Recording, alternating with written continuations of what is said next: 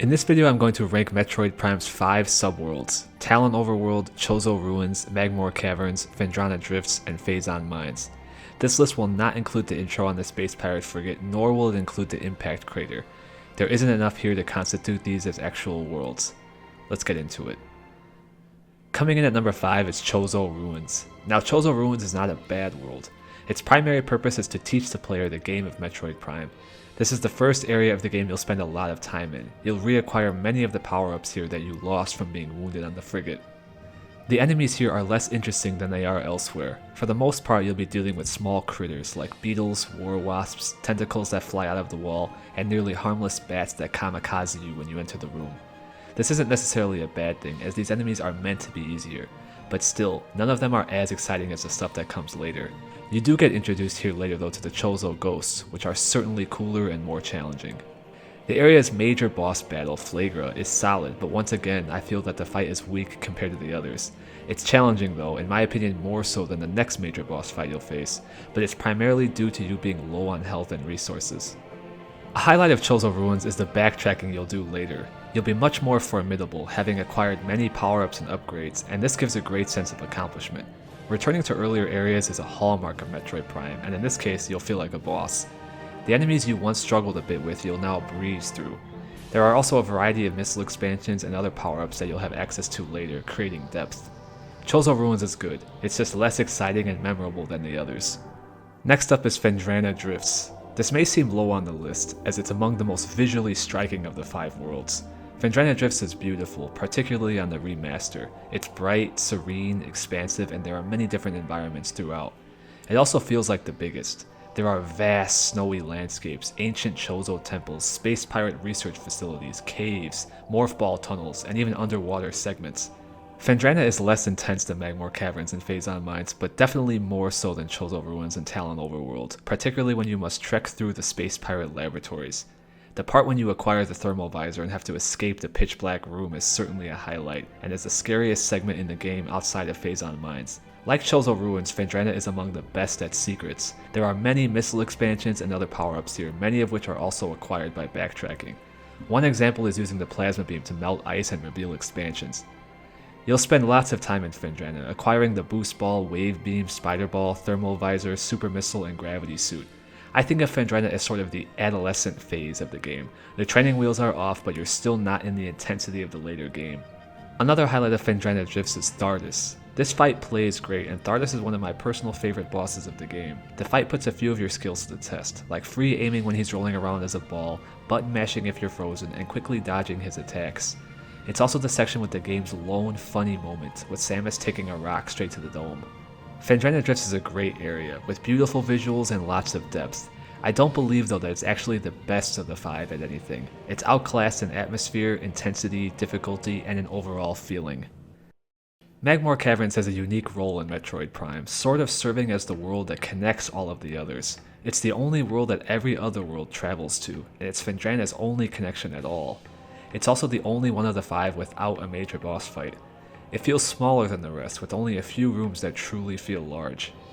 But still, Magmore Caverns is epic. It's probably the second most intense world of the 5, only losing out to Phazon Mines. Despite its intensity though, it lacks the extremely threatening and desolate vibe of Phazon. It does actually allow you to relax and take a breath. Magmore Caverns without a doubt leads in one domain: the music. The soundtrack here doesn't have the tranquility of Talon Overworld or Fendrana Drifts, nor does it have the eeriness and loneliness of Phazon Mines. Instead, it's driving and it's aggressive. It's the only song that feels metal. It's such a departure from the rest of the soundtrack. Magmore Caverns is also home to my favorite part of the entire game. I don't know why I love it so much, but the part where you have to backtrack to get the plasma beam and you have to climb to the top of the room using your boost ball. When that epic maze of spider ball track is revealed and that soundtrack kicks in, I get super hyped. Magmore Caverns overall lacks the depth and substance of the other worlds, but more than makes up for it in atmosphere and music. It also plays host to a few of the game's most fun moments. Coming in at number 2 is Talon Overworld, your first experience into the world of Talon 4. Talon Overworld is probably the world most people envision when they think of Metroid Prime. It leaves a powerful first impression. It exists as your home base world and is the location of your ship. Even though it probably isn't the biggest of the worlds, it certainly feels like it is. It seems like there's an entire planet to explore, full of possibility and brimming with discovery. Along with Fendrana, Talon Overworld is among the best looking worlds. The rainfall, the waterfalls, the lush greenery, it truly feels like a fully realized planet. The music in Talon Overworld is some of the game's best, providing a constant atmospheric and sci-fi backdrop. It's a source of wonder, of encouragement for exploration. It truly makes you feel like you've crash-landed on a strange planet, one that's simultaneously serene, but also harboring mystery and danger. Talon Overworld is home to the Artifact Temple, the location of the boss fight with Big Bad Meta Ridley, the dude you've been chasing the entire game.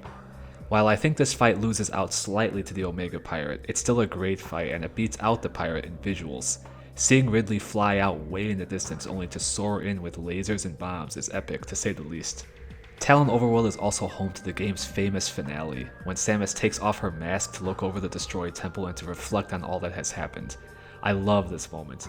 Even when you've succeeded, when you've thwarted the space pirates' plans and defeated Metroid Prime, you still don't get a happy moment. The game forces a somber moment even in the great moment of victory.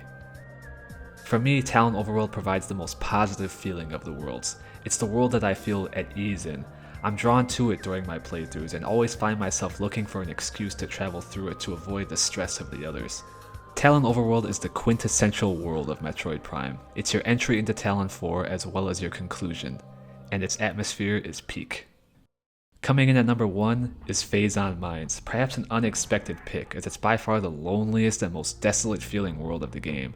Phazon Mines is sinister, at times it's downright scary. There are constantly threats everywhere, there's never a break, there's never a calm room, and there's never peace. This place is chilling. The relentless space pirate battles, the near pitch black Phazon-ridden rooms with Metroids ominously flying around, just waiting to attach onto the head of some poor life form that wanders too close. The stress doesn't ever ease in Phazon Mines, with its haunting music, challenging fights, and Metroid Prime's overall punishing feeling of isolation. It's by far the loneliest of the worlds. Right when you enter the first area, you can tell it's going to be bleak. There isn't a glimmer of hope or good feeling anywhere. It's completely devoid of anything that could be construed as happy or positive. The way I'm describing it makes it sound unpleasant, I realize, but that's exactly why it's great. It isn't afraid to be discomforting. I believe the developers at Retro were aware they created a masterpiece game. They placed a bet on the player being willing to endure a high amount of stress to see the game through. For the vast majority of us, they were spot on. Phazon Mines is also home to what I believe to be the game's best boss fight. The Omega Pirate is epic and poses an extremely tough challenge. You'll take tons of damage from his attacks if they aren't dodged, and you'll also have to deal with an army of pirate minions that take various beams to deal with.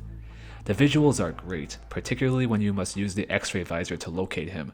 This is the game's most well-rounded fight. It's tough, it puts many of your skills to the test, and it has hardly any downtime, unlike many of the game's other boss fights. Overall, Phazon Mines is my top pick for how non-Nintendo it is. What other Nintendo game makes you feel the way you do here? There isn't any.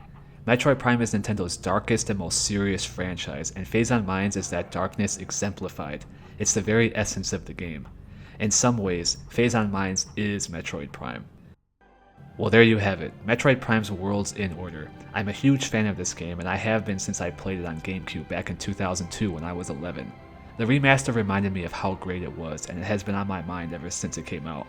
Metroid Prime represents a level of greatness, a level of mastery, that we're only going to get to experience a handful of times in our lives as video game enjoyers. This is the pinnacle. Metroid Prime is peak first-person adventure gaming. If you'd like to see another video like this from me, please subscribe. I may make another video on Metroid Prime. As usual, thanks for watching.